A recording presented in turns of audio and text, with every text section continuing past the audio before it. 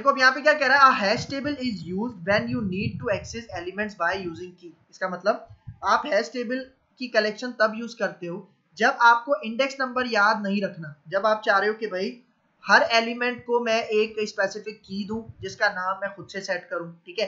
तो उस केस में आप क्या कर सकते हो, हैश टेबल को यूज कर सकते हो, क्योंकि देखो जब आप अपनी कीज डिफाइन करोगे तो जाहिर बात है उसको याद रखना बहुत ज्यादा आसान हो जाएगा, आइडेंटिफाई करना आसान हो जाएगा। तो तभी यहाँ पे कह रहा है and you can identify a useful की वैल्यू, ठीक है। मतलब जो आपने अपने हिसाब से एक यूजफुल की उसकी सेट की होगी, उसके थ्रू आप क्या कर सकते हो, डेटा एक्सेस कर सकते हो, ठीक है।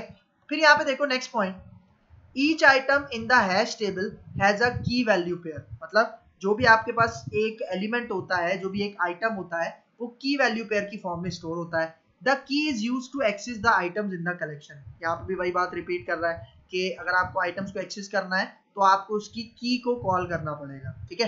फिर आगे चलते हैं। अब यहाँ पे देखो, अब हम बात कर रहे हैं मेथड्स ऑफ हैश टेबल, ठीक है। हैश टेबल के अंदर बहुत सारे मेथड्स हैं, उनको हम देखते हैं। सबसे पहला मेथड जो कि हमने अभी यूज किया, कौन सा, ऐड वाला मेथड। और ऐड मेथड क्या कह रहा है, adds an item with a key and value into the hash table, ठीक है। मतलब जब भी आप ऐड का मेथड यूज करोगे तो आपको दो चीजें स्पेसिफाई करनी होती हैं, एक तो अपने आइटम की और उस आइटम की वैल्यू, ठीक है। जो भी आप सेट करवाना चाह रहे हो वो आप इसको देते हो, ठीक है।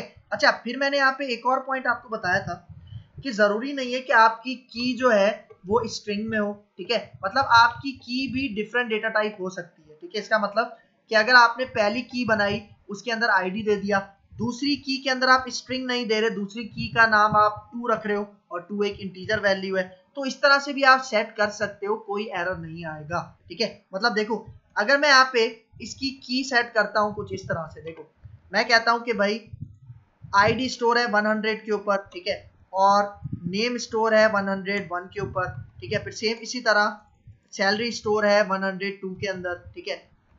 फिर इसी तरह मैं यहाँ पे क्या देता हूँ 103 और यहाँ पे मैं इसको कह देता हूँ 104, ठीक है। इसका मतलब अब मैं जब की से उसकी वैल्यू एक्सेस करूंगा तो मैं की में क्या दूंगा, एक इंटीजर वैल्यू दूंगा। मतलब अब हमारी की क्या है, अब हमारी की एक इंटीजर वैल्यू है, ठीक है।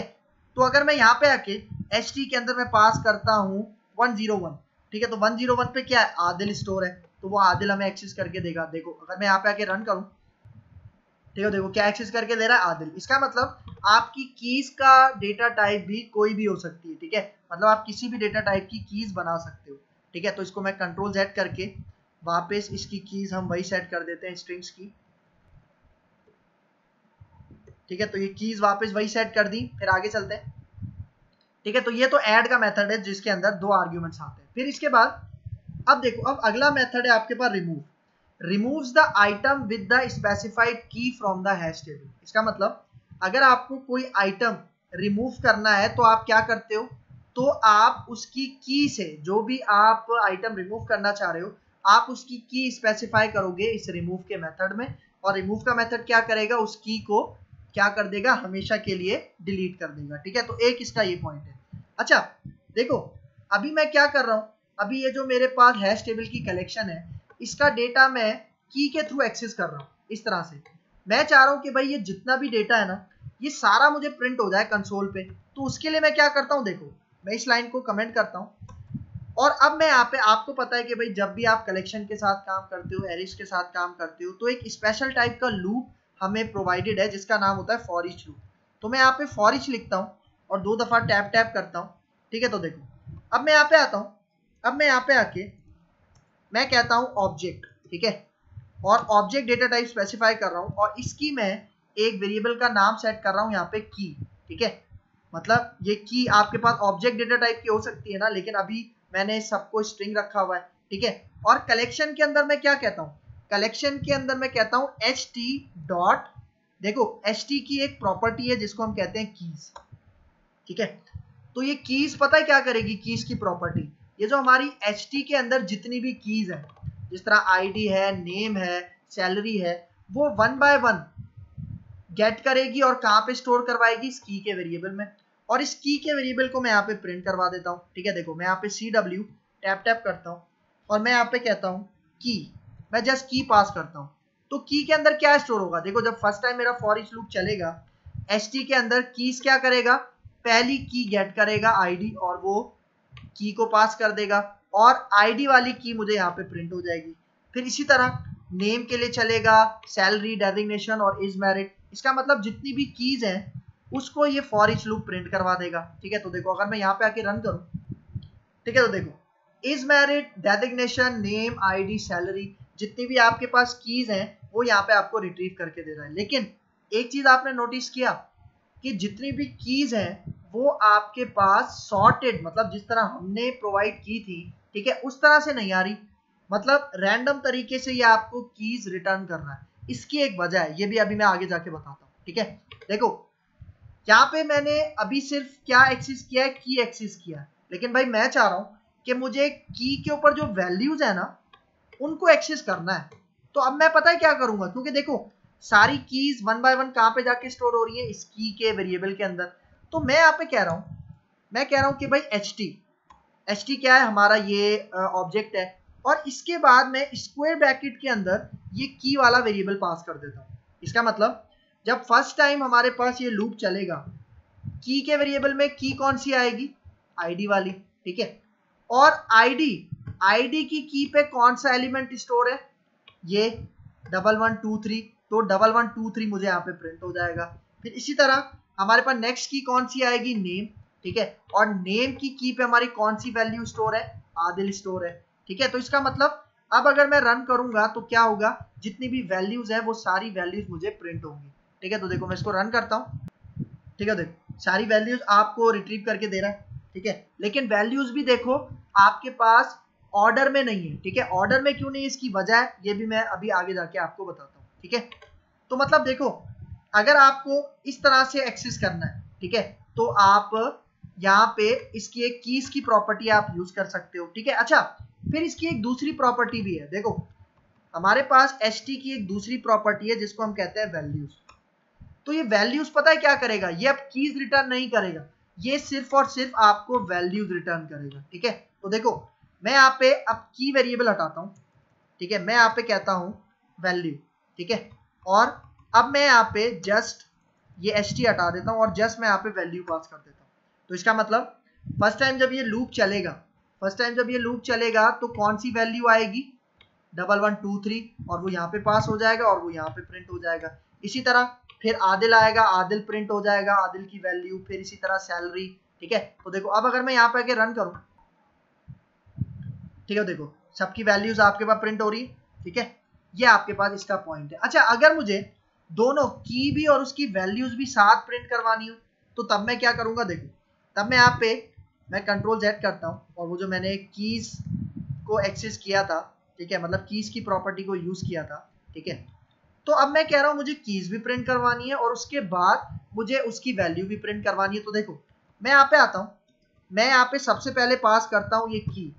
ठीक है, ये जो की है जिसके अंदर की आ रही है उसको मैं यहाँ पे कॉल करवा रहा हूँ और फिर मैं यहाँ पे इसको कॉन्कैटिनेट करवाता हूँ कोलन के साथ और फिर यहाँ पे मैं प्लस कर देता हूँ। इसका मतलब अब जब लूप चलेगा तो यहाँ पे की प्रिंट होगी और उस की के ऊपर क्या वैल्यू स्टोर है वो यहाँ पे प्रिंट हो जाएगी। इसका मतलब जब फर्स्ट टाइम लूप चलेगा तो यहाँ पे की क्या स्टोर होगी, आईडी।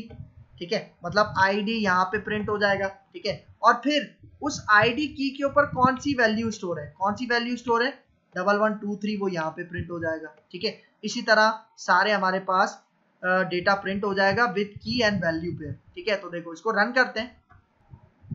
ठीक है, देखो दिखा रहा है इज मैरिड, फॉल्स है, डेजिग्नेशन की और उसकी वैल्यू क्या है, मैनेजर। इसी तरह नेम की उसकी वैल्यू क्या है, आदिल। ठीक है, तो इस तरह से आप दोनों को भी एक्सेस कर सकते हो, आपके ऊपर डिपेंड करता है। ठीक है, अच्छा तो अब मैं यहाँ पे किसकी बात कर रहा था, मैं यहाँ पे बात कर रहा था रिमूव मेथड की। ठीक है, तो रिमूव मेथड को हम क्या करेंगे, एक की स्पेसिफाई करेंगे और वो क्या करेगा, हमें उस की के ऊपर जो भी डेटा है उसको रिमूव करके दे देगा। ठीक है, तो देखो यहाँ पे ये फॉर ईच लूप क्या कर रहा है, अभी सारा डेटा हमें रिट्रीव करके दे रहा है। ठीक है, तो मैं इसके बाद मैं यहाँ पे कहता हूँ कि भाई st के अंदर मैं एक रिमूव का मेथड यूज कर रहा हूँ और इसके अंदर मैं कह रहा हूँ कि भाई इसके अंदर ये जो हमारे पास सैलरी वाली की है इसको क्या कर दो, रिमूव कर दो। मतलब सैलरी के ऊपर जो भी हमारे पास वैल्यू स्टोर है उसको आप रिमूव कर दो इस ht के हैश टेबल के ऑब्जेक्ट में से। और अब ये लूप मैं दोबारा चलाता हूँ, ठीक है।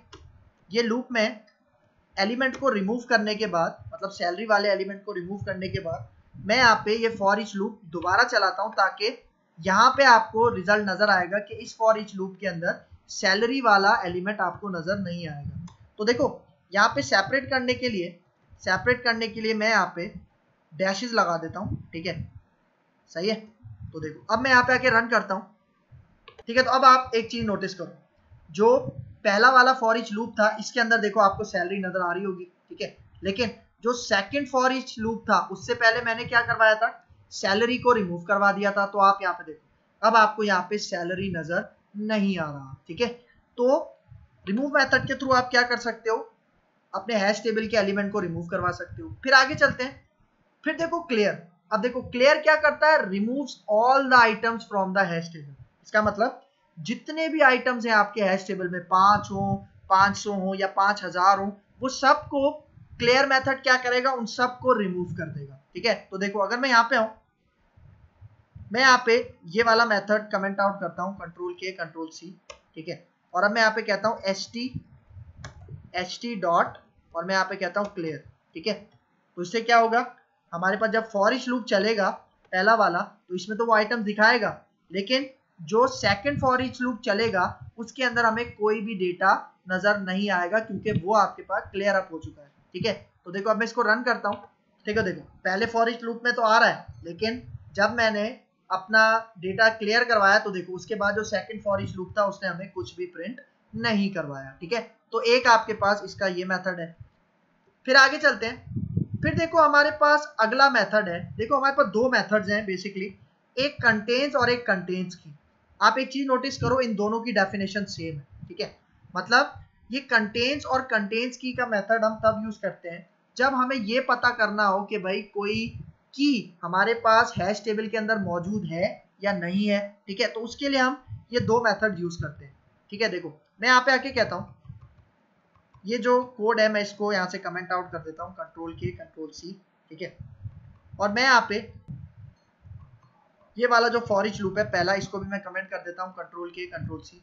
और देखो अब मैं यहाँ पे आके जो कंसोल डॉट राइट लाइन था इसको अनकमेंट करते हैं, और मैं यहाँ पे कहता हूँ कि भाई हमारे पास ये जो ht है इसके अंदर मैं एक मेथड यूज कर रहा हूँ कंटेन्स, ठीक है। और कंटेन्स के मेथड के अंदर मैं पास करूंगा की, ठीक है। और मैं यहाँ पे क्या कहता हूँ कि भाई आप चेक करो कि ये की हमारे पास मौजूद है, ठीक है। कौन सी की, मैं यहाँ पे कहता हूँ नेम, ठीक है। और अब देखो अगर ये की हमारे पास अभी मौजूद है ना, नेम की बिल्कुल मौजूद है, तो कंटेन्स क्या करेगा, कंटेन्स आपको एक बूलियन वैल्यू रिटर्न करेगा। देखो अगर आप कंटेन्स मेथड की रिटर्न टाइप देखो तो यहाँ पे क्या लिखा हुआ है, बूल, मतलब ये बूलियन वैल्यू रिटर्न करता है। तो इसका मतलब अगर नेम की मौजूद है तो ट्रू रिटर्न करेगा, अगर नेम की मौजूद नहीं है तो फॉल्स रिटर्न करेगा, ठीक है। देखो अगर मैं रन करूं, ठीक है, क्या रिटर्न कर रहा है, ट्रू, क्योंकि अभी नेम की मौजूद है। लेकिन अगर मैं यहाँ पे एक एज की डाल दूं, अब देखो एज की तो मौजूद नहीं है, ठीक है। तो इसका मतलब अब अगर मैं यहाँ पे आके रन करूं तो ये क्या रिटर्न करेगा, फॉल्स, ठीक है। मतलब देखो इस मेथड को ना हम अक्सर यूज करते हैं इफ कंडीशंस के अंदर, कि भाई हम कहते हैं कि अगर ये वाली की इसके अंदर मौजूद है, ठीक है, और अगर वो ट्रू के बराबर होती है तो ये वाला काम हो जाए, अगर फॉल्स के बराबर हो तो ये काम हो जाए। वो जो इफ एल्स की कंडीशन लगाते हैं उसके अंदर हम इसको यूज करते हैं, ठीक है। फिर यहाँ पे देखो मैंने क्या बताया था, आप कंटेन्स का मेथड यूज करो या कंटेन्स की का मेथड यूज करो, दोनों का सेम काम है।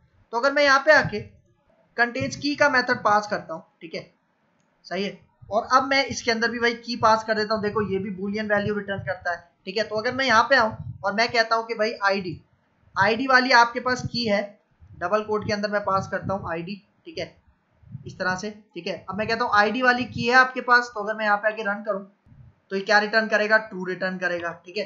लेकिन अगर मैं यहाँ पे भी एज पास कर दूँ और अब अगर मैं यहाँ पे आके रन करूँ तो ये भी क्या रिटर्न करेगा, ये हमें फॉल्स रिटर्न करेगा, ठीक है। तो मतलब दोनों में सेम है, कोई डिफरेंस नहीं है, ठीक है। फिर यहाँ पे देखो अब अगर मुझे वैल्यू का चेक करना है तो यहाँ पे उसके लिए एक मेथड है कंटेन्स वैल्यू। मतलब अगर मुझे ये चेक करना है कि मेरे हैश टेबल के अंदर कोई वैल्यू मौजूद है या नहीं है, ठीक है, तो देखो उसके लिए हम यूज करते हैं कंटेन्स वैल्यू का मेथड।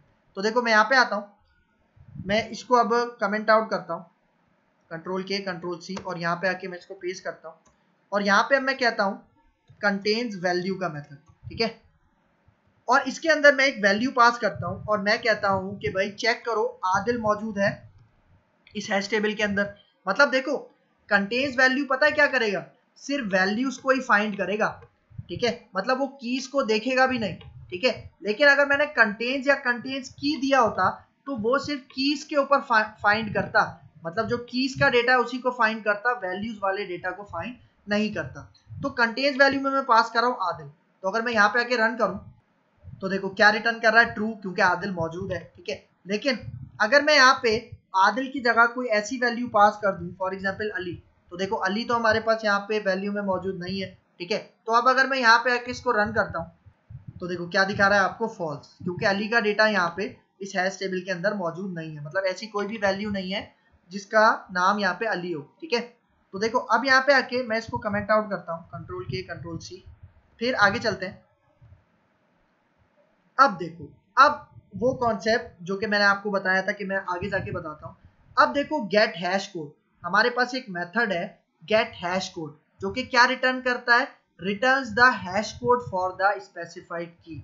अब ये हैश कोड का क्या कॉन्सेप्ट है यहाँ पे देखो, ठीक है। देखो जब भी हम कोई भी एलिमेंट बनाते हैं हैश टेबल के अंदर, जब भी हम कोई एलिमेंट बनाते हैं तो हम क्या करते हैं, हम उसकी की डिफाइन करते हैं, ठीक है। और की के बाद उसी की के ऊपर कोई वैल्यू हम स्टोर करवाते हैं, ठीक है।